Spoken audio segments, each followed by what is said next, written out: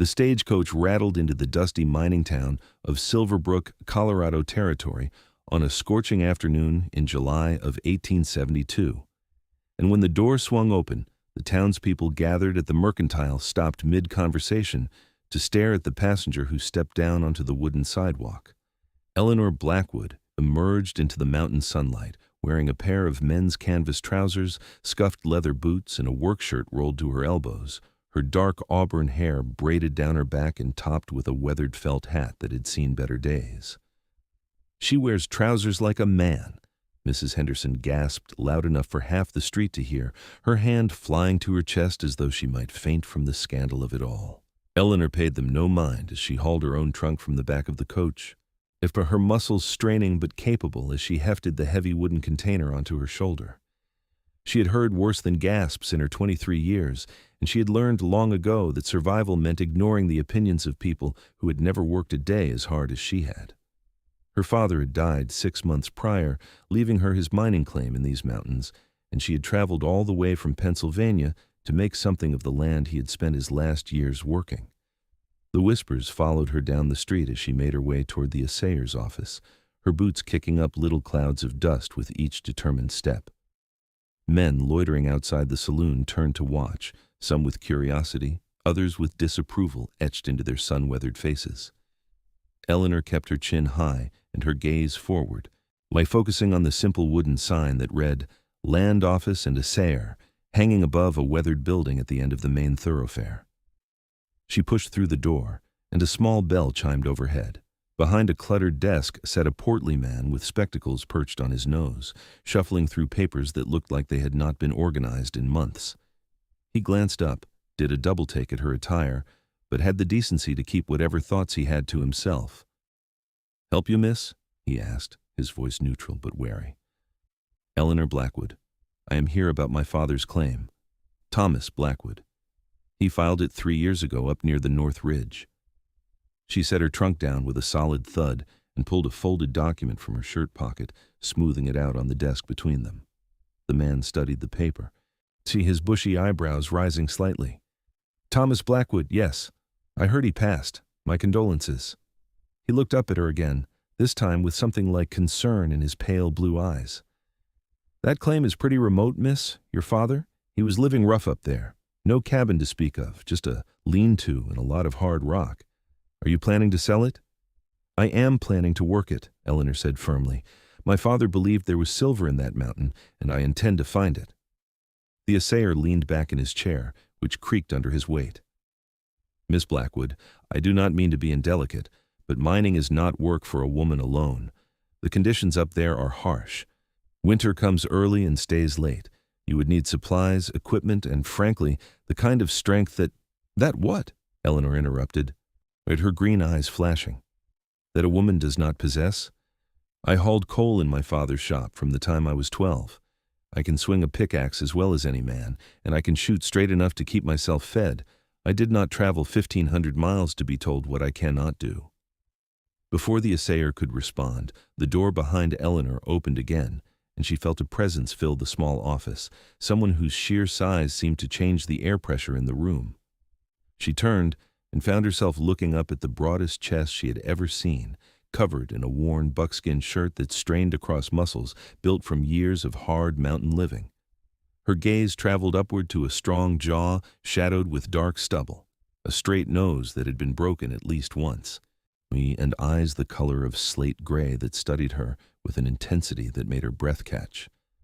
The man stood well over 6 feet tall, with shoulders that nearly filled the doorway. His dark brown hair fell past his collar, slightly wild and streaked with sun-touched lighter shades. His hands, she noticed, were calloused and scarred, the hands of someone who worked with them every day and did not shy from difficult labor. He carried himself with a quiet confidence that spoke of competence and strength, the kind of man who could survive alone in the wilderness and probably preferred it that way. "Garrett," the assayer said, relief evident in his voice. "Good timing. This is Miss Blackwood. She just inherited her father's claim up on the North Ridge."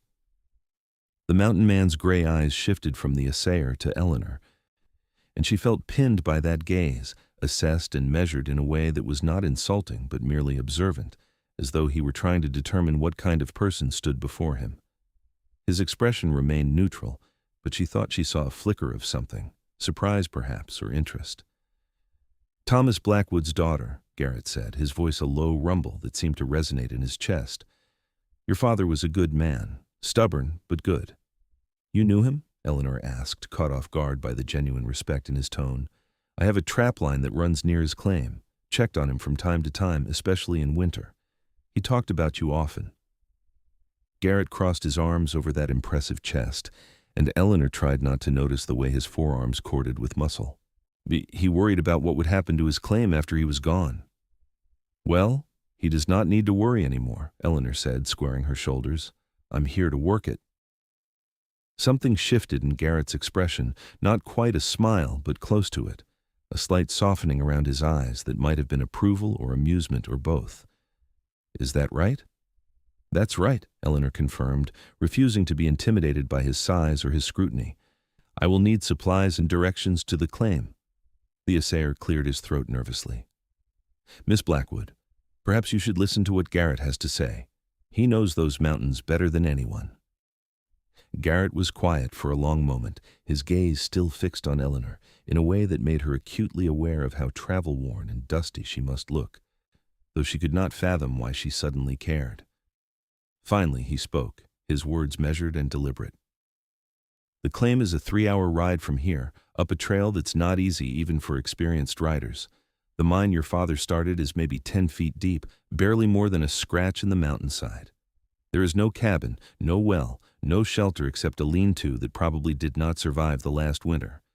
You would be completely isolated, and the nearest neighbor, which would be me, is still a 2-hour walk away." "I appreciate the information," Eleanor said, keeping her voice steady. "Now, if you could point me toward the general store, I will gather what I need." Garrett tilted his head slightly, studying her with those penetrating gray eyes. "You have mining experience." "I have work experience," Eleanor countered. "And I'm not afraid of hard labor." "Never said you were," Garrett replied, and this time there was definitely a hint of amusement in his voice.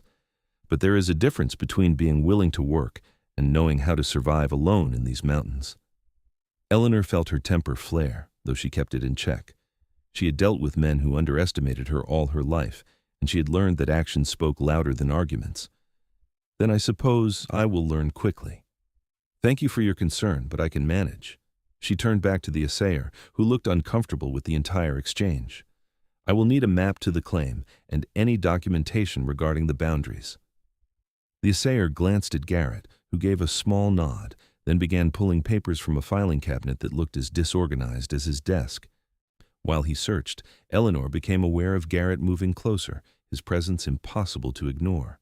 He smelled like pine and wood smoke, and something wild she could not quite name, the scent of a man who lived on his own terms far from civilization. "Your father spent his last winter sick," Garrett said quietly, his voice low enough that only Eleanor could hear. "I brought him medicine and food when I could, but he was too weak to work the claim properly. He made me promise that if anything happened to him, I would help whoever came for his things. I do not break my promises." Eleanor looked up at him, surprised by the gentleness beneath his blunt words. Up close, she could see small scars on his hands and one along his jaw, the marks of a hard life lived outdoors. His eyes, which had seemed stern from a distance, held a depth of character that spoke of integrity and, she suspected, loneliness. "I am not asking you to break any promise," she said more softly, "but I am also not asking for help I have not earned." "Fair enough," Garrett said with a slight nod, "but these mountains do not care about fairness or pride. They will kill you just as quick whether you are stubborn or sensible. Your father knew that, and he would not want his daughter dying on that claim because she was too proud to accept help." The words stung because they were true, and Eleanor had never been one to lie to herself about reality. She had money saved, but not enough to hire workers or buy all the equipment she would need. She had determination and strength, but no experience with hard rock mining or surviving mountain winters. And pride would not keep her alive if she made foolish choices. "What are you proposing?" she asked carefully. Garrett was quiet again, and she realized he did that often, thought before he spoke, weighed his words like they mattered. "I will take you up to the claim, help you assess what needs to be done to make it workable. In exchange, if you find silver, I get a small percentage to cover my time. If you decide the claim is not worth working, I will help you sell it for a fair price. Either way, you will not die of stubbornness in your first month, and I will have kept my promise to your father." Eleanor considered his offer, turning it over in her mind for flaws or traps, but his expression remained open and honest, and something in her gut told her this was a man whose word meant something, who did not make offers he did not intend to honor. 5%, she said, if I find silver and it proves profitable. 10%, Garrett countered, and I provide the initial supplies you will need to get started, which you can pay back from any profits. 7%, and I pay back the supplies at cost, not marked up, Eleanor said, meeting his gaze steadily. The corner of Garrett's mouth twitched in what might have been the beginning of a smile. 8%, supplies at cost, and I teach you what you need to know about surviving up there. Eleanor extended her hand. Deal. Garrett's large hand enveloped hers, his grip firm but not crushing, warm and calloused against her palm. The handshake lasted a moment longer than strictly necessary, and when their hands separated, Eleanor felt a strange tingle in her fingers that had nothing to do with business agreements. The assayer cleared his throat loudly, breaking the moment. He had spread several papers across his desk, including a hand-drawn map that showed the ridge and surrounding area. Here is the claim boundary and the trail up. It is marked, but not well. Garrett, you will know the way better than any map. We will head up tomorrow morning, Garrett said, still looking at Eleanor. That will give you time to get a room at the boarding house and a decent meal. The next few weeks will be rough, and there is no point starting out already exhausted. Eleanor wanted to argue that she could leave immediately, but the practical part of her mind acknowledged that he was right. She had been traveling for days and had not slept in a real bed since she left St. Louis. Tomorrow morning, then. What time? Dawn, Garrett said. I will meet you at the livery with horses and supplies. He touched the brim of his hat in a gesture that was somehow both respectful and old-fashioned, then turned and walked out of the office, his broad shoulders barely clearing the doorframe. Eleanor watched him go, then realized the assayer was watching her with an expression that might have been concern or curiosity. What? She asked more sharply than she intended. Nothing, miss, he said quickly. Just that Garrett is a good man, probably the best in these parts if you need help in the mountains. But he keeps to himself mostly, has not had much to do with people since he came here 5 years ago. If he is offering to help, you should take him seriously. I intend to, Eleanor said, gathering the papers he had laid out. Now, where can I find the boarding house?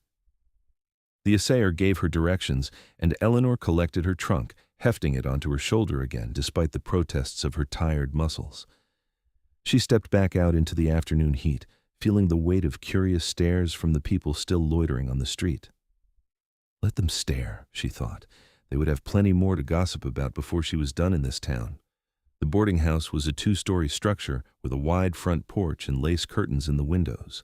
A painted sign proclaimed it to be Mrs. Cooper's respectable lodging for ladies and gentlemen. Eleanor pushed through the front door and found herself in a tidy parlor that smelled of lavender and beeswax. A woman in her 50s emerged from a back room, wiping her hands on her apron. Good afternoon, the woman said with a warm smile that froze slightly when she took in Eleanor's trousers and work shirt. Can I help you? I need a room for the night, Eleanor said, setting down her trunk with relief. Eleanor Blackwood. I just arrived on the stage. Oh, you are Thomas Blackwood's daughter, Mrs. Cooper said, her smile warming again. I am so sorry for your loss. Your father was a kind man, always polite when he came to town. Come in, come in.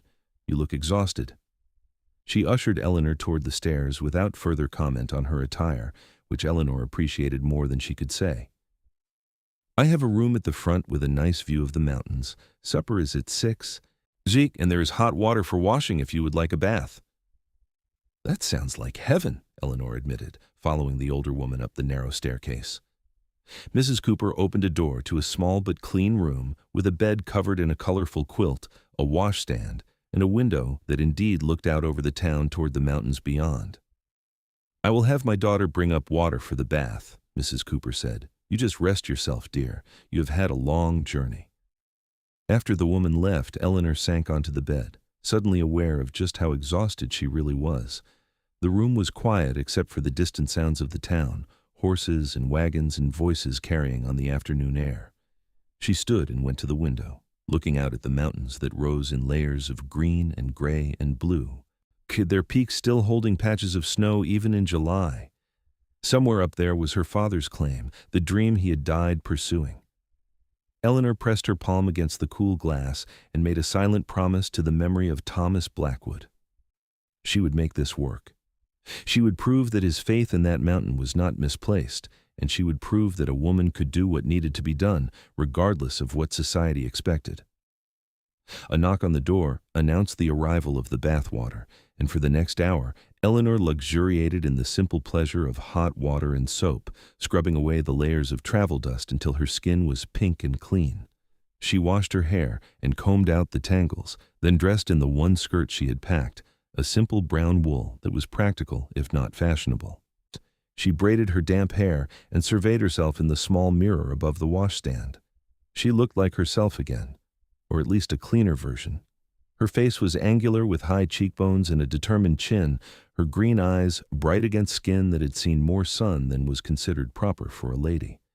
She had her mother's nose and her father's stubborn mouth, a combination that had gotten her through difficult years and would, she hoped, see her through what lay ahead. Supper in Mrs. Cooper's dining room was a hearty affair of roasted chicken, potatoes, fresh bread, and vegetables from her garden. Eleanor ate with an appetite sharpened by travel and stress, barely listening to the conversation around the table until a name caught her attention. "That Garrett fellow was in town today," one of the male boarders was saying. "First time in weeks. Usually only comes down when he needs powder or shot." "Strange man," a woman commented, "living up there all alone like some kind of hermit."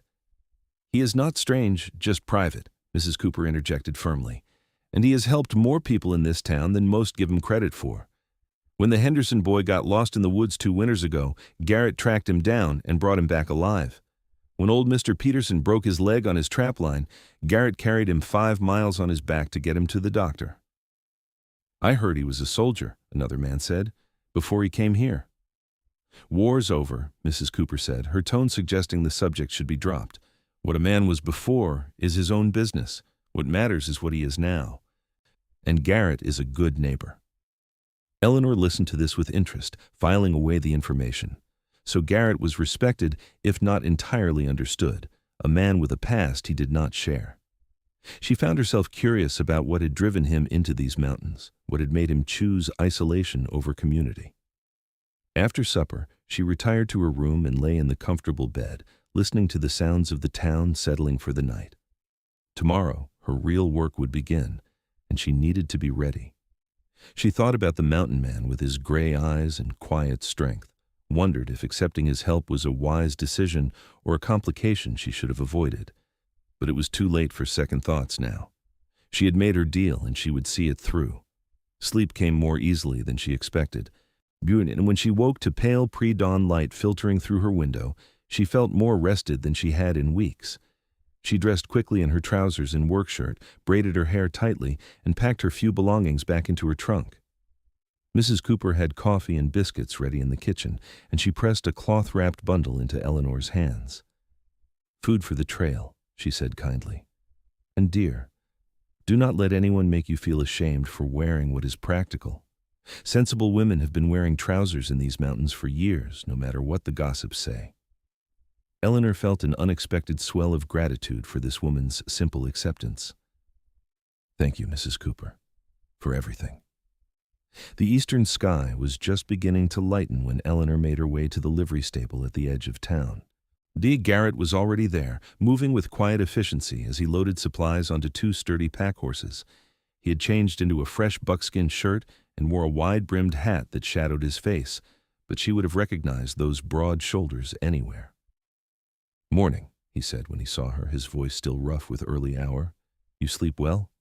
"Better than I have in days," Eleanor admitted, setting her trunk down. "What can I do to help?" Garrett glanced at her, and she thought she saw approval in his expression. "Check those packs. Make sure the weight is balanced. We have a long climb ahead, and the horses will feel every uneven pound." Eleanor moved to the nearest pack horse and began checking the supplies, adjusting bags of flour and beans, coils of rope, tools wrapped in canvas. She worked methodically, aware of Garrett watching her from the corner of his eye, assessing her competence. When she finished, she turned to find him holding the reins of a gray mare with kind eyes and a calm disposition. "This is Willow," Garrett said. "She is sure-footed and steady, will not spook easy. Stay behind me on the trail and give her her head on the steep parts. She knows her way." Eleanor took the reins, running her hand along the mare's neck. The horse huffed softly and turned to lip at her shoulder, and Eleanor smiled. "Hello, Willow. We are going to be friends, you and I." Garrett swung up onto his own horse, a big buckskin gelding that matched his size, and with a soft click of his tongue, they started up the trail that led out of town and into the mountains. The sun was just breaking over the eastern peaks, painting the sky in shades of gold and pink, and the air was cool and crisp with the promise of another hot day ahead. They rode in silence for the first hour, following a trail that wound upward through stands of pine and aspen, the trees closing in around them until the town disappeared completely from view. Birds called from the branches overhead, and somewhere in the distance, Eleanor heard the rush of water over rocks. The world smelled green and alive, so different from the coal dust and smoke of Pennsylvania that she felt her chest expand with something like relief. Garrett rode ahead with the easy grace of someone completely at home in the wilderness, his body moving in rhythm with his horse. Eleanor watched the play of muscles across his broad back, the confident way he sat in the saddle, and found herself wondering again about this man who had chosen such a solitary life. He had not spoken since they left town, but his silence felt comfortable rather than awkward, the quiet of someone who did not need to fill space with empty words. The trail grew steeper, and Willow's shoulders bunched with effort as they climbed. Eleanor leaned forward in the saddle, trusting the mare's instincts as Garrett had instructed. The pack horses followed steadily behind, their loads shifting slightly but holding secure. As the morning wore on, the temperature climbed, and Eleanor felt sweat trickling down her back between her shoulder blades. They stopped at a creek to water the horses, and Garrett handed Eleanor a canteen. "Drink," he said simply. "The altitude will catch up to you if you are not careful." Eleanor drank deeply, the water cold and sweet. She splashed some on her face and neck, grateful for the brief coolness. Garrett moved around the horses, checking hooves and adjusting straps with practiced efficiency. His movements were economical and sure, no wasted motion, the mark of someone who had done these tasks 1,000 times. "How much further?" Eleanor asked, breaking the silence. "Another 2 hours, maybe less," Garrett replied, checking the pack on one of the horses. "The trail gets rougher from here. There's a section about a mile up where you will need to dismount and lead Willow. Too narrow and steep to ride safely." "Have you always lived in the mountains?" Eleanor asked, curiosity getting the better of her. Garrett was quiet for a moment, and she thought he might not answer. Then he said, "No, I grew up on a farm in Missouri. After the war, I could not settle back into that life. Too many people, too much noise. I came west looking for something quieter." "Did you find it?" Eleanor asked. He looked at her then, really looked at her, and she saw something in his gray eyes that might have been loneliness or peace or both. "Mostly," he said. "The mountains do not ask questions or make demands. They just are. I find that suits me." "My father used to say something similar," Eleanor said softly. "He said the mountains were honest, harsh, but honest." Garrett nodded, a gesture of understanding. "Thomas was right about that. Come on, we should keep moving. Weather can change fast up here, and I want to reach the claim before afternoon." They mounted again and continued upward, and true to Garrett's word, they soon reached a section where the trail narrowed to barely more than a footpath carved into the mountainside, with a steep drop-off to one side. Eleanor dismounted and took Willow's reins, following Garrett's broad back as he led his gelding with steady confidence. The path was treacherous with loose rock and exposed roots, and Eleanor focused on placing each step carefully, trusting Willow to follow without crowding her. Her legs burned with the effort of climbing, and she was grateful for all those years of physical labor that had built strength into her frame. Behind her, the pack horses navigated the trail with the calm acceptance of animals who had done this before. When the trail finally widened again and the ground leveled out somewhat, Eleanor felt a surge of triumph. She had made it through the worst section without incident, without asking for help or slowing them down. She glanced up to find Garrett watching her with what she was learning to recognize as his version of approval, a slight softening around his eyes. "You did good," he said simply. "Some people panic on that stretch." "I do not panic easily," Eleanor replied, wiping sweat from her forehead. "I'm starting to see that," Garrett said, and this time there was definitely warmth in his voice. They mounted again and rode through a high meadow, bright with wildflowers, lupin and columbine, and Indian paintbrush, creating splashes of purple and blue and red against the green grass. Eleanor breathed in the sweet air and felt something in her chest loosen, a tension she had been carrying for months without realizing it.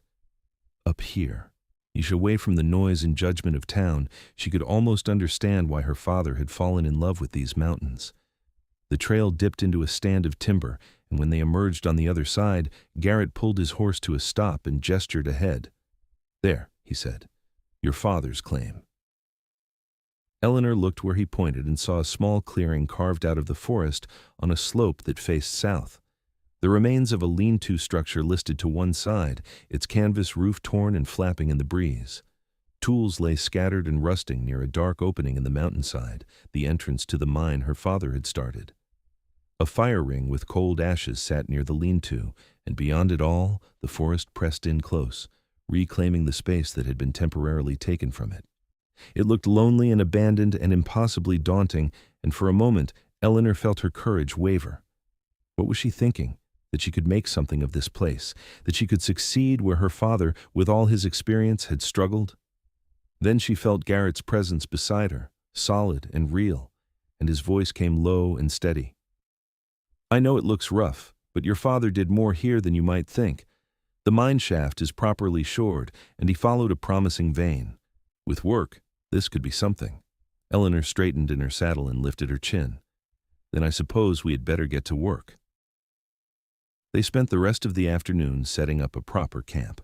Garrett showed Eleanor where her father had found the best water source, a spring that bubbled up from between rocks about 50 yards downslope. Together, they repaired the lean-to, replacing the torn canvas with new material from the supplies and reinforcing the frame with fresh timber.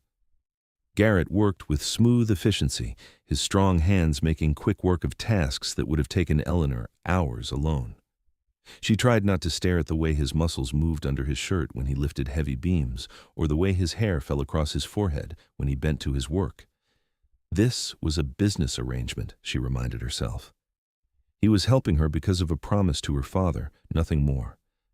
But it was hard to ignore the flutter in her stomach when he smiled at something she said, or the warmth that spread through her when his hand brushed hers as they worked side by side. By evening, they had transformed the camp into something livable. The lean-to was sound and would keep out rain and wind. They had organized the supplies in a way that protected them from animals and weather. Garrett had even helped Eleanor set up a proper cooking area with a fire pit and rocks arranged for setting pots. As the sun began to sink behind the western peaks, painting the sky in shades of orange and purple, Garrett built a fire, and Eleanor prepared a simple meal from the supplies, beans and salt pork and coffee that tasted better than anything she could remember eating. They sat on logs near the fire, eating in comfortable silence, while the forest around them settled into evening sounds, the calls of birds giving way to the chirp of crickets and the occasional hoot of an owl. "Tell me about him," Garrett said after a while. "Your father. What was he like before he came here?" Eleanor was surprised by the question, but she found herself wanting to answer. "He was a blacksmith in Pennsylvania, a good one. After my mother died when I was 8, he threw himself into his work. He taught me everything, how to work the forge, how to handle tools, how to read metal and know when it was ready. People thought it was strange, teaching his daughter a trade like that, but he did not care what people thought." "Sounds like you take after him," Garrett observed. Eleanor smiled at that. "Maybe so. He started talking about the West when I was about 15, said he had heard there was silver in these mountains, and a man could make his fortune if he was willing to work for it. But he never had quite enough money to make the trip. Then 3 years ago, his brother died and left him a small inheritance. He took it as a sign, packed up everything and came here." "Did you want him to stay?" Garrett asked gently. Eleanor considered the question, watching the flames dance and spark. "Part of me did, But I also understood the need to pursue something, to not let your whole life pass by without taking a chance. He wrote me letters, told me about this place, about the beauty and the challenge. He was happy here, even though the work was hard. And when he died, I knew I had to come, had to see what he saw, understand what drew him. And now that you are here? Garrett asked, his gray eyes reflecting the firelight. Now I am more determined than ever, Eleanor said firmly. This was his dream, and I'm going to make it real. Garrett nodded slowly, his expression thoughtful. It will not be easy. Mining is brutal work, and there are no guarantees. You could spend months digging and find nothing. Or I could find silver and make something of this claim, Eleanor countered. I am not afraid of hard work, and I'm not afraid of failure. I'm only afraid of not trying. Something shifted in Garrett's expression, a look of respect and perhaps something more, something warmer that made Eleanor's breath catch. I believe you, he said softly. And for what it is worth, I think your father would be proud of you. The words settled around Eleanor's heart like a blessing, and she felt tears prick at the corners of her eyes. She blinked them away and cleared her throat. Thank you. That means more than you might realize. They sat in silence for a while longer, as Eleanor found herself acutely aware of Garrett's presence beside her, the solid warmth of him, the way his shoulder was close enough to hers that she could feel the heat radiating from his body. She wondered what it would be like to lean into that strength, to let someone else carry some of the weight she had been bearing alone. But that was foolish thinking, the kind of thoughts that led to complications and heartache. I should head back to my place before full dark, Garrett said eventually, standing and stretching. Eleanor tried not to notice the way his shirt pulled tight across his chest. I will come back in a few days to check on you, see how you are managing. You do not need to do that, Eleanor protested, standing as well. I can manage on my own. I know you can, Garrett said. And there was no condescension in his tone, just simple acknowledgement. But your father asked me to look after things, and I am not going to stop just because you are capable. Besides, these mountains can be dangerous, especially for someone new to them. There are bears, mountain lions, and weather that can turn deadly in an hour. It is just smart to check in. Eleanor wanted to argue, but she could see the logic in his words, and she was learning that Garrett was not a man who wasted time on unnecessary things. If he said he would check on her, it was because it made sense, not because he thought she was helpless. All right, she conceded, in a few days then. Garrett gathered his horse and prepared to leave, and Eleanor walked with him to the edge of the clearing. The stars were beginning to emerge in the darkening sky, though more stars than she had ever seen in her life, scattered across the heavens like diamonds on black velvet. Garrett paused and looked down at her, and in the fading light, his face was all strong angles and shadows. You're going to do fine, he said, and the certainty in his voice made her believe him. But if anything happens, if you need help, fire 3 shots in quick succession. I will hear it and come running. I will remember, Eleanor promised. Garrett mounted his horse in one smooth motion, and for a moment he sat there looking down at her, his expression unreadable. Then he touched his hat brim in that gesture she was already coming to recognize, turned his horse, and rode off into the growing darkness, disappearing between the trees like a ghost. Eleanor stood alone in the clearing, listening to the sounds of his departure fade into the forest, and felt a strange sense of loss. She shook it off, irritated with herself for feeling anything at all. She had work to do, a dream to pursue, and no time for foolish emotions. The next 3 days passed in a blur of hard physical labor. Eleanor woke with the sun each morning and worked until her muscles screamed and her hands bled through the gloves she wore. She cleared debris from the mine entrance, shored up sections that looked unstable, and began the slow process of chipping away at the rock face where her father had marked a promising vein. The work was brutal and relentless, each swing of the pickaxe sending jarring shocks through her arms and shoulders. Dust filled her lungs and coated her skin, turning her hair gray and her face into a mask of grime. She hauled buckets of broken rock out of the mine and dumped them in a growing pile, then returned for more. At night, she collapsed in her bedroll too exhausted to even eat properly, falling into sleep that was deep and dreamless. But with each day, she felt herself growing stronger, more confident. Her muscles adapted to the work, and her hands developed new calluses. She learned the rhythm of mining, the patience required to work with rock that did not yield easily. And slowly, inch by inch, she deepened the shaft her father had started, following the vein he had marked with such careful hope. On the fourth morning, Eleanor was deep in the mine, the light from her lantern casting dancing shadows on the rock walls, when she heard a sound that made her freeze.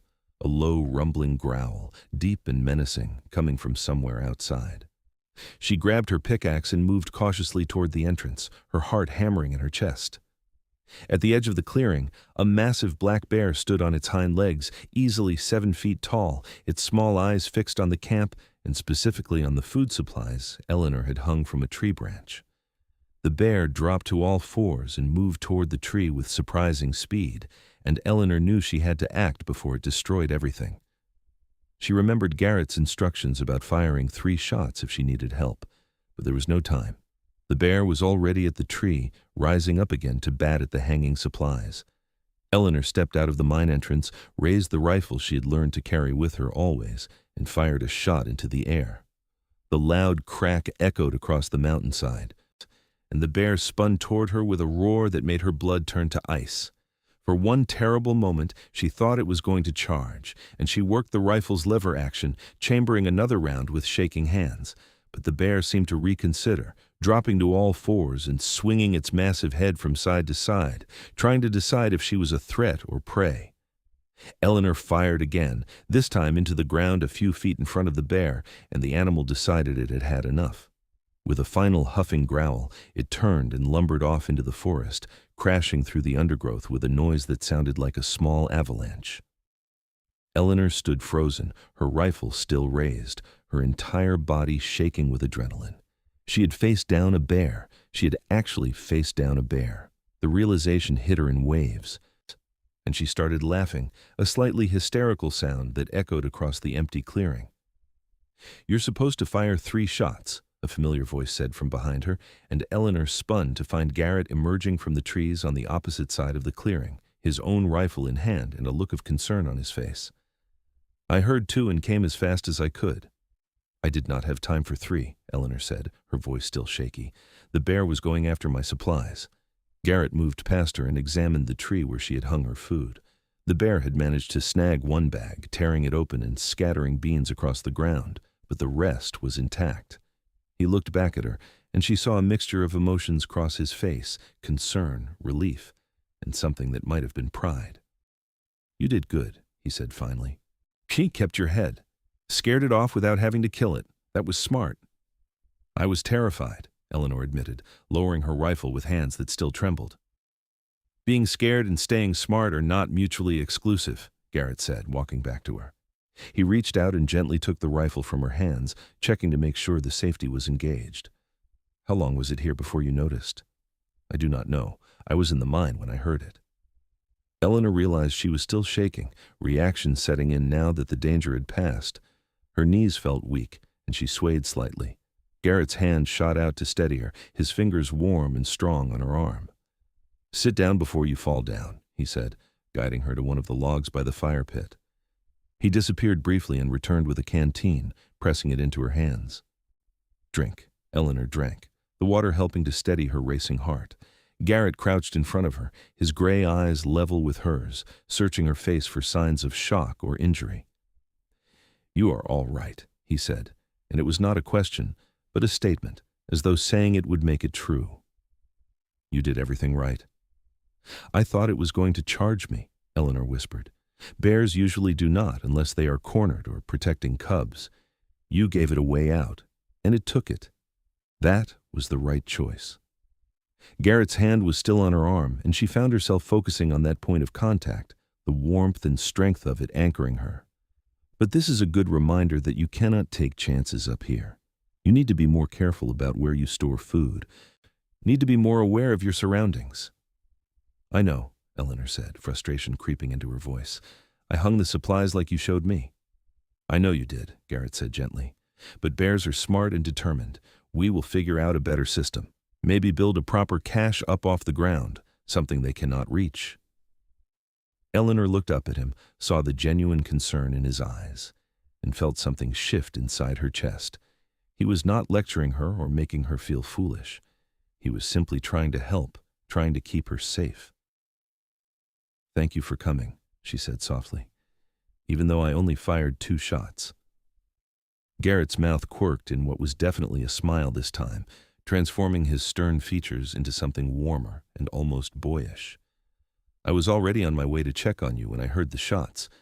Just hurried a little faster?" He stood and surveyed the camp, and Eleanor found herself watching him, taking in the easy way he moved, the confidence that came from knowing exactly what needed to be done.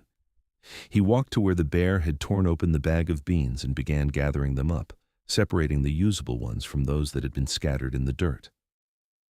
"How has the mining been going?" he asked as he worked. Eleanor stood on still shaky legs and joined him, grateful for something to focus on besides her racing thoughts. "Slow. The rock is hard and I can only dig a few feet each day, but I'm following the vein my father marked and it seems to be holding steady." "Show me," Garrett said, and there was interest in his voice that made Eleanor feel proud of her progress. They walked to the mine entrance together, and Eleanor led the way inside with the lantern lighting the narrow shaft.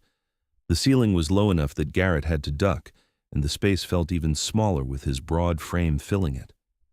Eleanor pointed to the vein of quartz shot through with dark mineral that ran along one wall. "There," she said. "Father marked it here, and I have been following it deeper. I do not know enough to say if it is silver, but it looks promising."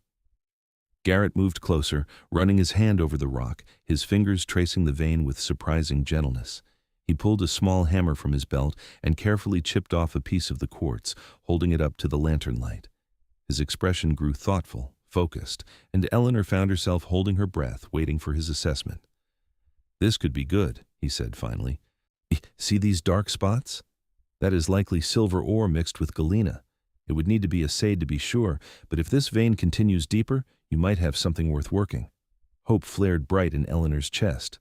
"Really? You think so?"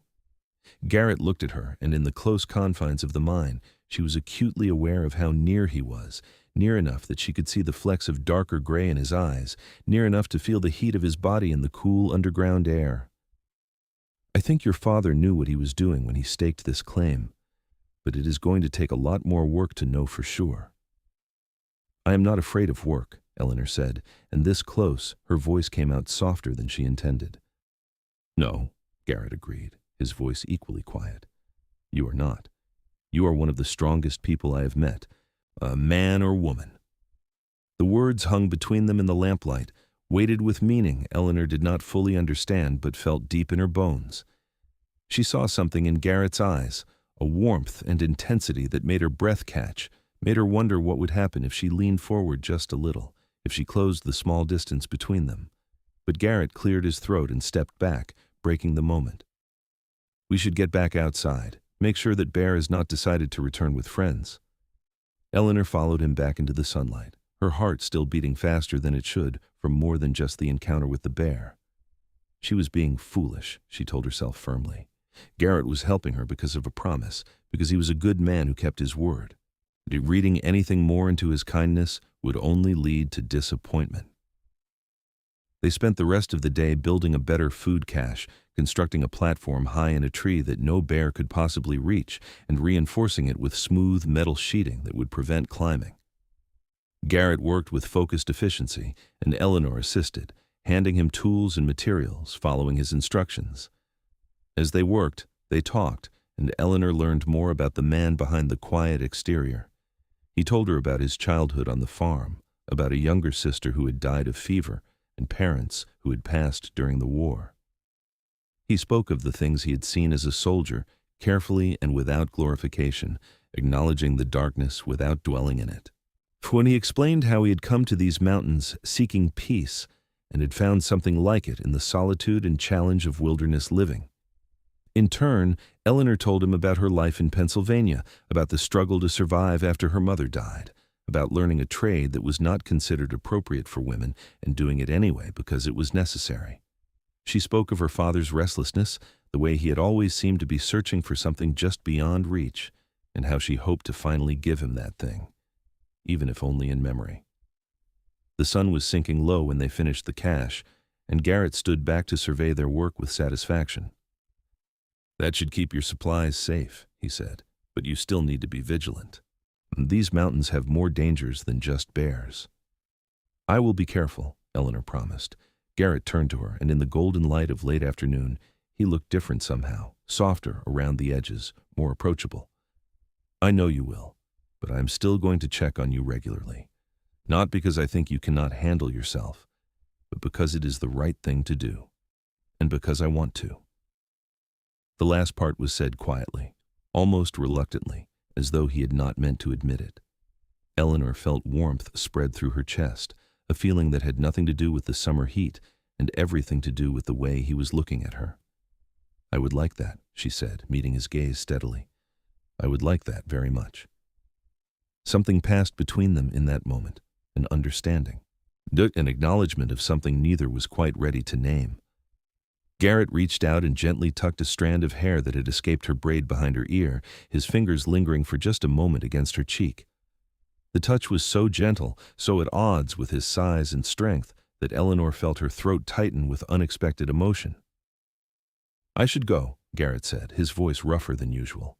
"It will be full dark soon, and I have traps to check on the way back." "Will you come again in a few days?" Eleanor asked, hoping she did not sound as desperate as she felt. "Sooner," Garrett promised. "I will come by tomorrow, make sure that Bear has not spread the word about the human with the rifle." Eleanor laughed, and the sound seemed to please him, because his stern features softened into another of those almost smiles. He gathered his things and mounted his horse, and this time when he rode away, Eleanor watched until he completely disappeared from view, his broad-shouldered silhouette fading into the trees like a dream she was afraid to wake from. Over the following weeks, a pattern emerged. Garrett came to the claim every few days, sometimes staying a few hours, sometimes longer. He helped Eleanor with the heavier work, showing her techniques for more efficient mining, teaching her to read the rock and understand what it was telling her. Together they deepened the shaft, following the vein of silver ore that proved more extensive than even Eleanor's father had hoped. But it was not just the work that kept Garrett coming back, and they both knew it. As the summer days grew longer and warmer, so did the connection between them. They talked while they worked, sharing stories and thoughts, learning each other's rhythms and preferences. Eleanor discovered that beneath Garrett's quiet exterior lay a sharp intelligence and a dry sense of humor that surprised her into laughter when she least expected it. She learned that he loved the mountains in the morning when the mist still clung to the valleys, that he could identify birds by their calls alone, that he carved small wooden figures in the evenings to pass the time in his cabin. He told her about the long winters alone, the silence that could be both peaceful and oppressive, the way the mountains tested a person and revealed their true character. Garrett learned that Eleanor sang while she worked, old songs her mother had taught her, that she had a stubborn streak a mile wide but was willing to admit when she was wrong, that she faced each new challenge with a determination that bordered on fearlessness. He discovered that she noticed small details, the way light moved through leaves or the pattern of lichen on rocks, and that beneath her practical exterior lay a romantic soul she tried to hide. They began to anticipate each other's needs, working together with an ease that spoke of deeper compatibility. Garrett would reach for a tool at the exact moment Eleanor needed it. She would have coffee ready when he arrived, knowing he preferred it strong and unsweetened. He started staying later, helping her prepare meals over the fire, neither wanting to acknowledge that the work was merely an excuse to spend more time together. One evening in early August, as they sat by the fire after a particularly productive day in the mine, Garrett finally voiced what had been growing between them for weeks. "Eleanor," he said, his deep voice hesitant in a way she had never heard before, "I need to tell you something." Eleanor looked up from the mending she had been working on, her needle stilling in her hands. Garrett was staring into the fire, his strong profile outlined against the darkening sky, and she could see the tension in his shoulders. "I did not expect this," he continued, still not looking at her. "When I promised your father I would help whoever came for his claim, I thought it would be simple. I would do my duty and move on, but you—" He finally turned to face her, and the intensity in his gray eyes made her breath catch. "You are not what I expected. Why, you are stronger and braver and more stubborn than any person I have ever known. And somewhere along the way, helping you stopped being about keeping a promise and became about wanting to be near you." Eleanor set down her mending with shaking hands, her heart pounding so hard she was sure he could hear it. "Garrett, let me finish," he said gently. "I know I do not have much to offer. I live alone in the mountains in a cabin that is barely more than a shack. I do not have wealth or position or any of the things a woman might want, but I am good at surviving, and I am good at taking care of what is mine. And if you would let me, if you felt even a fraction of what I feel for you, I would like to try to make you happy." The words were simple and honest, so perfectly Garrett that Eleanor felt tears spring to her eyes. She stood and crossed the small distance between them, and when she was close enough to touch him, she reached up and placed her palm against his bearded cheek. He turned his face into her hand, his eyes closing briefly at the contact, and she felt the tension drain from his body. "You are wrong about not having anything to offer," Eleanor said softly. "You have shown me more kindness and respect in these few weeks than most people have in my entire life. You have treated me like an equal, not like a burden or an oddity. You have made me feel like I belong in these mountains, like I can build something here. And yes, somewhere along the way I started wanting you to stay longer, started looking for excuses to keep you here, started feeling lonely when you left." Garrett's eyes opened, and the hope and vulnerability she saw there made her throat tighten. "Eleanor," he breathed her name like a prayer. "I feel it too," she admitted. "Whatever this is between us, I feel it too." Garrett reached up and covered her hand with his own, his rough palm engulfing her smaller one. Then he stood, and suddenly he was towering over her, all broad shoulders and barely leash strength, and Eleanor felt a shiver run through her that had nothing to do with the cooling evening air. He cupped her face in both his large hands, his touch achingly gentle, and lowered his head slowly, giving her time to pull away if she wanted. She did not want to pull away. She wanted this, wanted him, with an intensity that surprised and thrilled her. When his lips finally met hers, it was soft and sweet and questioning, a first kiss that held the promise of so much more. Eleanor rose on her toes and wrapped her arms around his neck, pulling him closer, and felt him respond, his arms encircling her waist and lifting her slightly off the ground as the kiss deepened. He tasted like coffee and mountain air and something uniquely him, and Eleanor felt like she was falling, tumbling into an emotion she had never expected to feel, certainly not here in this wilderness with this quiet mountain man. When they finally broke apart, both breathing hard, Garrett rested his forehead against hers, his eyes closed and his expression almost pained. "I have never felt like this before," he admitted quietly. "It scares me." "It scares me too," Eleanor confessed, "but I do not want to run from it." Garrett pulled back enough to look at her, really look at her. She and whatever he saw in her face made him smile, a full, genuine smile that transformed his features and made him almost heartbreakingly handsome. "Then we will not run," he said. "We will figure this out together." They kissed again, slower this time, savoring the newness of it, and when they finally separated, they sat by the fire holding hands like young sweethearts, talking quietly about the future and possibilities and dreams they had each thought were beyond reach. As summer deepened into August, their relationship deepened with it. Garrett spent more time at the claim, helping Eleanor work the mine while they explored this new dimension between them. They were careful with each other, both aware that what they were building was fragile and precious, something that could not be rushed or forced. Garrett began staying overnight, sleeping a respectful distance from Eleanor's bedroll, but close enough that she could hear his breathing in the darkness, close enough that she felt safe knowing he was there. They worked the mine together during the day, hauling out increasingly rich ore that confirmed the claim was indeed valuable.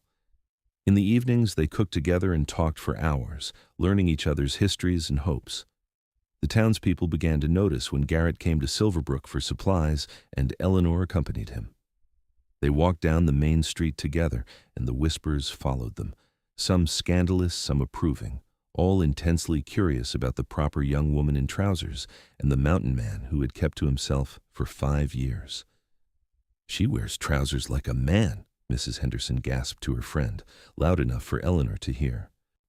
"She outworks most men I know," Garrett said just as loudly, his arm moving protectively around Eleanor's waist. "And she is worth 10 of anyone who judges her for being practical." The women fell silent, And Eleanor felt a surge of love for this man who defended her without hesitation, who saw her strength as something to be admired rather than hidden. She leaned into his side, feeling the solid warmth of him, and knew with absolute certainty that she had found something rare and worth keeping. By September, the aspen trees began to turn gold, painting the mountainsides in brilliant shades of yellow and orange. Eleanor and Garrett had extracted enough ore to confirm the claim was profitable, and they made plans for a more permanent mining operation that would last through the winter. But more importantly, they had built something between them that felt as solid and enduring as the mountains themselves. One evening, as the first frost was painting intricate patterns on the windows of the lean-to they had expanded into a proper cabin, Garrett took Eleanor's hand and led her outside. The stars were brilliant overhead, the Milky Way stretching across the sky like a river of light.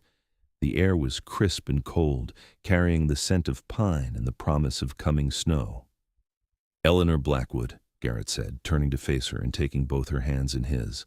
"I know we have not known each other long by most standards, but I have lived alone in these mountains for 5 years, and in that time, I learned to trust my instincts about what matters. You matter. Do you matter more than anything I have ever known?" He reached into his pocket and pulled out something small that glinted in the starlight. Eleanor looked down and saw a ring carved from wood, delicate and beautiful, with tiny leaves etched into the surface. "I made this for you," Garrett continued, his deep voice rough with emotion. "It is not much, and someday I hope to replace it with gold. But for now, it is what I can offer, along with my heart and my promise to stand beside you for as long as you will have me. Will you marry me, Eleanor? Will you build a life with me in these mountains?" Eleanor felt tears streaming down her cheeks, hot against her cold skin. She looked up at this man who had become her partner, her protector, her closest friend, and felt her heart overflow with love so intense it almost hurt. "Yes," she whispered. Then louder, "Yes, Garrett, I will marry you." He slipped the wooden ring onto her finger, and it fit perfectly, as though it had been made for her alone, which of course it had. Then he pulled her into his arms and kissed her deeply, pouring all his love and promise into that single moment beneath the stars. They were married 2 weeks later in Silverbrook, with Mrs. Cooper and the assayer as witnesses. Eleanor wore a simple dress of deep green that brought out the color of her eyes, her auburn hair falling loose around her shoulders. Garrett wore a new shirt and had trimmed his beard, though his hair still fell past his collar in the way Eleanor loved. The ceremony was brief and simple, conducted by a traveling preacher who happened to be passing through town, but the vows they spoke were heartfelt and true. When the preacher pronounced them husband and wife, Garrett kissed Eleanor with a tenderness that made Mrs. Cooper dab at her eyes with her handkerchief. They celebrated with a meal at the boarding house, and for once, the townspeople who had initially judged Eleanor came to offer their congratulations, won over by the obvious love between the couple and Garrett's fierce pride in his new wife. That night, they returned to their cabin on the mountain, and Garrett carried Eleanor over the threshold he had built with his own hands. The interior was warm from the fire he had laid that morning, and the rough-hewn furniture he had crafted filled the single room with simple comfort. It was not much by most standards, but to Eleanor, it was perfect, because it was theirs, built by their combined labor and filled with the promise of their future. And Garrett set her down gently and cupped her face in his hands, looking at her with such love and devotion that Eleanor felt her breath catch. "I love you," he said simply. "I will love you until the mountains crumble to dust." "I love you too," Eleanor replied, reaching up to run her fingers through his long hair. "More than I ever thought possible." They came together with all the passion and tenderness of two people who had found in each other something they had not even known they were searching for. Garrett was gentle despite his size and strength, treating Eleanor with a reverence that made her feel cherished and desired. She discovered that beneath his stoic exterior lay deep wells of emotion, and as they explored each other in the firelight, they built new intimacy and trust. Afterward, they lay tangled together in their bed, in Eleanor's head resting on Garrett's broad chest, listening to the steady rhythm of his heartbeat. His fingers traced lazy patterns on her bare shoulder, and she felt completely safe and completely loved, cocooned in warmth while the autumn wind whispered outside their walls. "What are you thinking?" Eleanor asked softly. "That I am the luckiest man alive," Garrett replied, pressing a kiss to the top of her head. "That somehow, against all odds, I found exactly what I needed in the last place I expected to look." Eleanor smiled against his chest. "My father used to say that the mountains give you what you need, not always what you want." "Your father was a wise man," Garrett said. "I wish I could have thanked him." "I think he knew," Eleanor said. "I think somehow he knew you would take care of each other. What, you and I." They drifted to sleep wrapped in each other's arms, and outside, the first snow of the season began to fall, soft and silent, covering the mountains in white. The winter that followed was harsh and long, as mountain winters are, but Eleanor and Garrett faced it together. They had stockpiled supplies and firewood, and the cabin Garrett had expanded proved snug and warm even when the snow piled high against the walls. They spent the dark months working on plans for the mine, carving equipment and tools, and simply enjoying each other's company. Garrett taught Eleanor to track animals in the snow, to read the signs the wilderness left for those who knew how to look. Eleanor taught Garrett the songs her mother had sung, filling the cabin with music that chased away the isolation. They played cards by lamplight and told stories and made love while storms raged outside, creating their own warmth against the cold. In the spring, when the snow finally melted and the world turned green again, they returned to the mine with renewed energy. Word had spread about the quality of ore from Eleanor's claim, and other miners began to arrive in the area, staking their own claims and building a small community in the mountains. But Eleanor and Garrett remained somewhat apart, preferring their solitude and independence while still being good neighbors when help was needed. Eleanor proved her worth time and again, working alongside the men and often outpacing them in sheer determination and stamina. The gasps and scandals of her first arrival were forgotten, replaced by grudging respect and then genuine admiration. When someone new arrived and made a comment about her trousers, the other miners would shake their heads and say, "That is Eleanor Blackwood. She outworks most men around here. Best to just mind your own business." Garrett took fierce pride in his wife's accomplishments, never trying to take credit for her success or diminish her achievements. He stood beside her as an equal partner, and together they built something more valuable than silver, a life based on mutual respect, trust, and love. By the time their first anniversary arrived, Eleanor discovered she was carrying their child. She told Garrett one evening in early summer, as they sat on the porch he had built onto the cabin, watching the sunset paint the mountains in shades of gold and rose. He was quiet for a long moment after she spoke, and Eleanor felt a flutter of nervousness, wondering if he was ready for this change. Then Garrett turned to her with tears in his gray eyes and pulled her into his arms, holding her so tightly she could barely breathe. "A baby," he whispered, his voice thick with emotion. "We are going to have a baby." "Are you happy?" Eleanor asked, pulling back to see his face. "Happy?" Garrett laughed, and the sound was pure joy. "Eleanor, I am beyond happy. I am terrified and thrilled and grateful all at once. You have given me everything I never knew I wanted, and now this. A child. Our child." He placed his large hand gently on her still flat stomach, his touch reverent and wondering. Eleanor covered his hand with her own, and they sat together in the fading light, imagining the future that was growing inside her. The pregnancy was not easy, or especially in their remote location, but Garrett hovered over Eleanor with protective intensity that would have been smothering if it was not so clearly motivated by love. He insisted she rest more, took over the heaviest work, and made the long ride to town more frequently to fetch anything she needed or craved. Eleanor tolerated his fussing with good humor, knowing it came from a place of caring. Mrs. Cooper became a frequent visitor, making the trip up to the cabin to check on Eleanor and provide advice from her own experiences raising children. She brought supplies and food and helped prepare for the baby's arrival, her presence a comfort to both Eleanor and Garrett. In February, during a howling snowstorm that trapped them in the cabin for days, Eleanor went into labor. Garrett sent for Mrs. Cooper in a brief break in the weather, and the older woman arrived just in time, bringing with her a calm competence that helped settle Garrett's frantic worry. The labor was long and difficult, and there were moments when Garrett, listening to Eleanor's cries from the other side of the blanket Mrs. Cooper had hung for privacy, felt more helpless and terrified than he ever had in his life. But Eleanor was strong, stronger than anyone Garrett had ever known, and as dawn broke after the longest night of his life, the cabin filled with the thin, outraged cry of a newborn.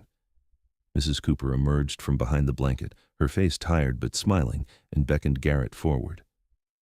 "Come meet your son," she said. Garrett approached on shaking legs and found Eleanor propped up in their bed, exhausted and pale, but smiling more radiantly than he had ever seen her.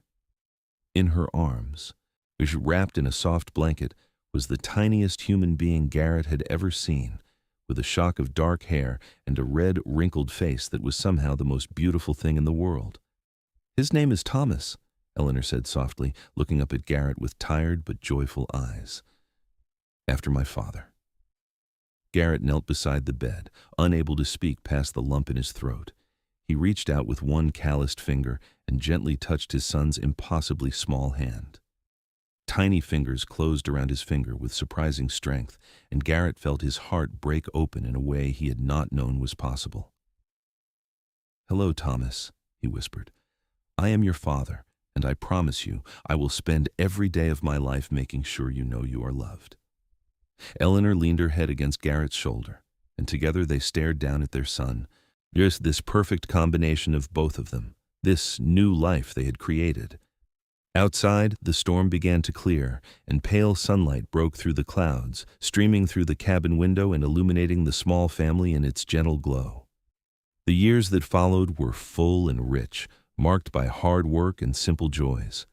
The mine continued to produce steady profits, enough that Garrett and Eleanor were able to improve their home and save for the future. They built additions onto the cabin as their family grew, adding a son named James 2 years after Thomas, and a daughter named Rose 3 years after that. Eleanor continued to work the mine even as she raised their children, strapping the babies to her back in the way of the mountain women before her, teaching them early to love and respect the wilderness that was their home.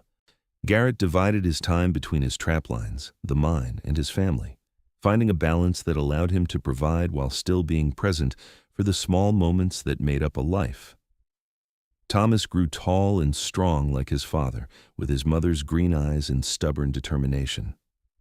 James was quieter and thoughtful, preferring books when they could get them and showing an early aptitude for mathematics that suggested he might become an engineer. Rose was fearless and wild, climbing trees and catching frogs and declaring she would be a miner like her mother when she grew up. On Sundays, when they could, the family would ride down to Silverbrook for supplies and church, and the sight of them became familiar and beloved to the townspeople. Garrett and Eleanor, both graying now but still strong and capable, as their children trailing behind on ponies, laughing and arguing as siblings do. The family that had once been the subject of scandal and gossip was now seen as a model of what could be achieved through hard work and devotion. In the evenings, after the children were settled in their beds, Garrett and Eleanor would sit on their porch and watch the stars emerge over the mountains. They would hold hands and talk quietly about the day, about the children, about the future they were building together. Sometimes they would simply sit in comfortable silence, needing no words to communicate the depth of feeling between them. "Do you ever regret it?" Eleanor asked one such evening, years after their marriage. "Giving up your solitude for a noisy family?" Garrett turned to look at her, and even after all these years, thus the love in his eyes made her breath catch. His hair was longer now, streaked with gray, his face lined from years of sun and wind, but to Eleanor he was as handsome as the day she first saw him filling the doorway of the assayer's office. "Never," Garrett said firmly. "Not for a single moment.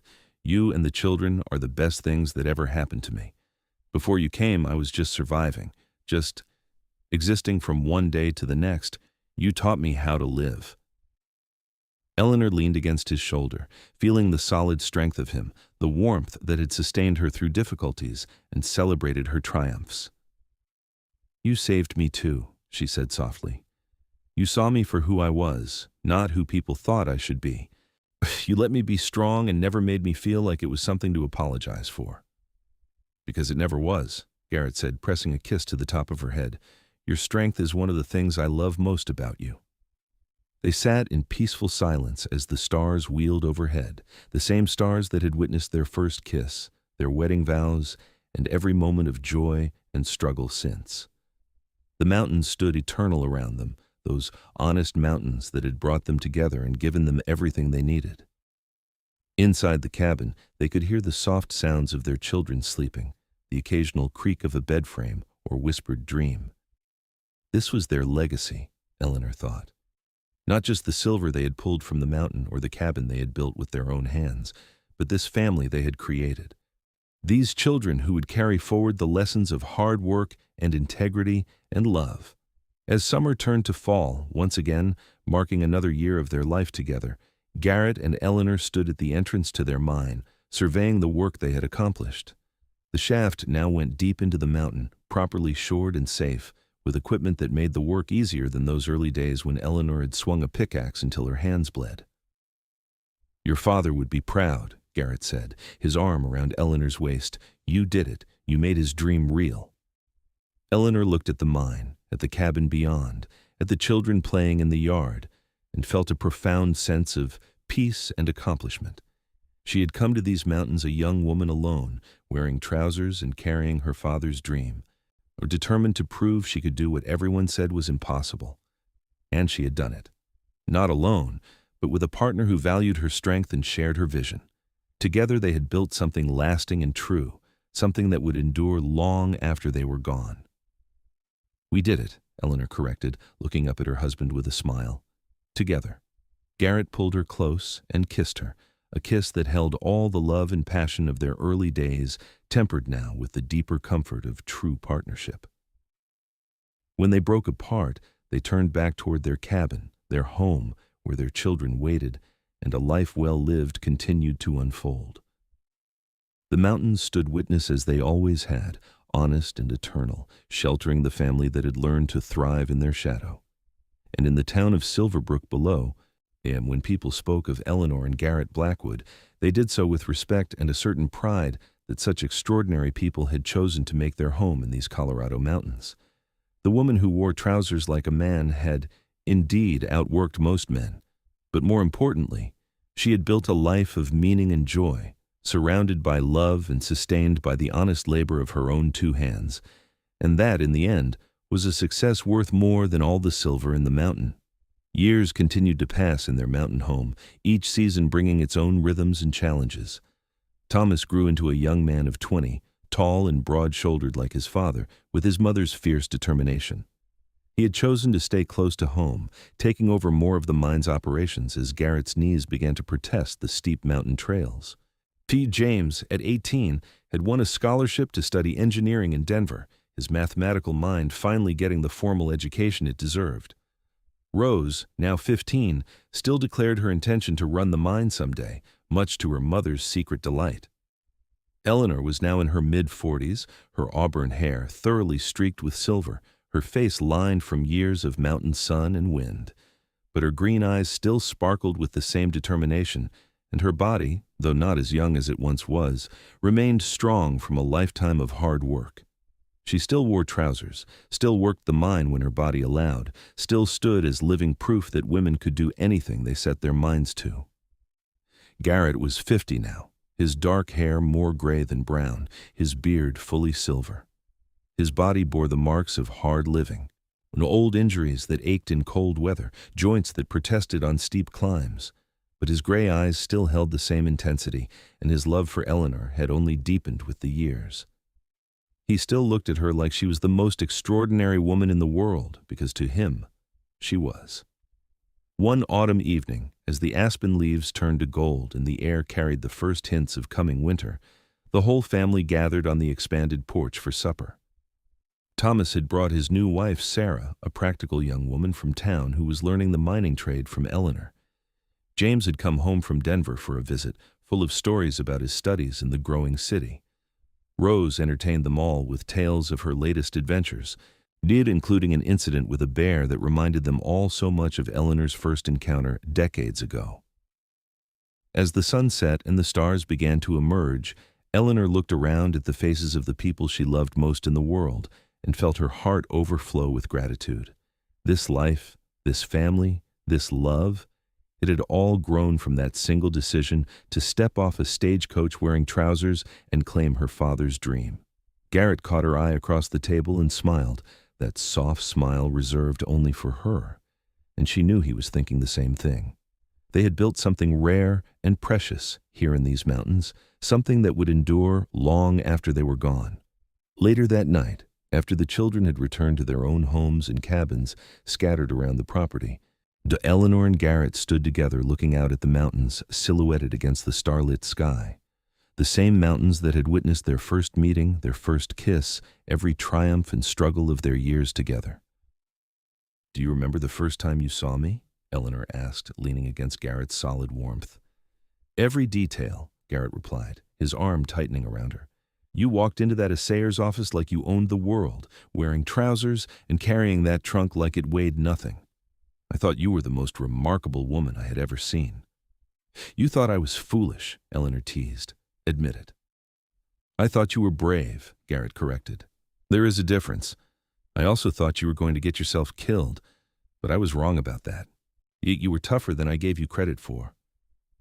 "We were tough together," Eleanor said softly. "That is what made the difference." Garrett turned her in his arms so she faced him, his large hands cupping her face with the same gentleness he had always shown her. "I love you, Eleanor Blackwood. I have loved you from the moment you shook my hand and negotiated your terms like a seasoned prospector. I will love you until the day I die and beyond, if such things are possible." "They are possible," Eleanor whispered, rising on her toes to kiss him, "because I will love you just as long." They stood wrapped in each other's arms as the night deepened around them, two people who had found each other against all odds and built a life that mattered. The wind whispered through the pines, carrying with it the scent of autumn and wood smoke and home. Inside their cabin, the fire burned warm and bright, waiting for them. Around them, the mountains stood eternal and honest, sheltering the family they had built, the legacy they would leave. And overhead, the stars wheeled in their ancient patterns, the same stars that had witnessed a young woman's arrival and a mountain man's promise, now watching over the enduring love story they had written together. In the town of Silverbrook, the story of Eleanor and Garrett Blackwood became legend, passed down through generations. They spoke of the woman who wore trousers like a man and the mountain man who said she outworked most men he knew. They told of the successful mine, the strong family, the love that had weathered every storm. But the true story was simpler and more profound than any legend could capture. It was the story of two people who had chosen each other, who had built a life based on mutual respect and partnership, who had proved that strength came in many forms and love could flourish in the most unlikely places. As Eleanor and Garrett finally turned to go inside their cabin, walking hand in hand as they had for decades, they carried with them the quiet satisfaction of a life well lived. They had faced every challenge together, celebrated every victory together, and built something that would outlast them both. The door closed behind them, shutting out the mountain night, and inside their warm cabin, they settled into the comfortable rhythms of an evening, shared by two people who had spent a lifetime learning each other. They would read together, to talk quietly about the day, and eventually sleep wrapped in each other's arms as they had every night since they married. And when morning came, they would rise with the sun and face whatever the new day brought, still together, still strong, still proving that love and partnership could overcome any obstacle. The mountains would stand witness as they always had, eternal and honest, sheltering the extraordinary life that Eleanor and Garrett had built in their shadow. This was their story, their legacy, their truth. A woman who refused to be limited by expectations and a man who loved her for it. Together, they had conquered mountains, both literal and figurative, and in doing so, they had found something precious and rare, a love that endured, a partnership that strengthened with time, and a life filled with purpose and joy. The Wild West had tested them both, had demanded everything they had to give, but they had met those demands together, and in the end, they had built something beautiful and lasting. Their children would carry forward the lessons they had learned, their grandchildren would work the mine they had developed, and their great-grandchildren would tell stories of the remarkable couple who had carved a life from the unforgiving mountains. But for Eleanor and Garrett, sitting together in the warm glow of firelight, surrounded by the simple comforts of the home they had built. The true measure of their success was much simpler. They had loved each other well. They had built a family. They had lived honestly and worked hard and treated each other with respect and devotion. And in the honest mountains that Thomas Blackwood had loved, his daughter had found not just silver, but something far more valuable. A partner who saw her true worth, a love that sustained her through everything, and a life that proved dreams could come true in the most unexpected ways. The fire burned low, the night deepened, and in their mountain cabin, Eleanor and Garrett Blackwood rested in the peaceful comfort of love well earned and a life well lived. Tomorrow would bring new challenges and new joys, but tonight they simply held each other close and gave thanks for the extraordinary journey that had brought them together and the enduring love that had carried them through. The mountains stood eternal around them, honest and true, sheltering the legacy of a woman who wore trousers like a man and outworked most men, and the mountain man who loved her exactly as she was.